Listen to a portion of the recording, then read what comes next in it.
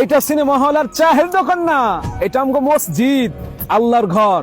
আসো একদিন ইবাদত কইরা যাও, মনোরম পরিবেশ, আল্লাহ তার রাসূলের কথা মতো কমুনি। আরে অসুবিধা কি? মন মিললে মিলবো, নাও মিললে চলবো।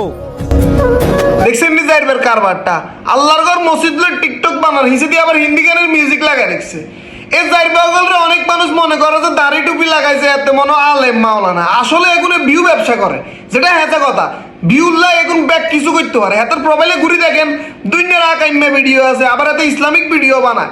এখন ইসলামিক ভিডিওর একটা ধারণা আছে, সিস্টেম আছে, সৌন্দর্য আছে। ইসলাম তো আর হাসি রহস্য করার জিনিস না যে তুই তোর মন মতো লাগাইলি। তুই শাহরুখ খানের গানের মিউজিক মার দিলি, হিসে দিয়ে লাগাই দিয়ে আল্লাহর ঘর মসজিদ টিকটক বানাচ্ছে।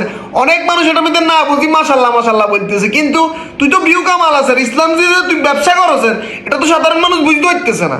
এই জানোয়ারগুলোর কারণে ইসলাম জিনিসটা সৌন্দর্য নষ্ট হইতেছে। মানুষ আলেম ওয়ালামাদের গিয়ে কথা কইতে সবাই চাইতেছে।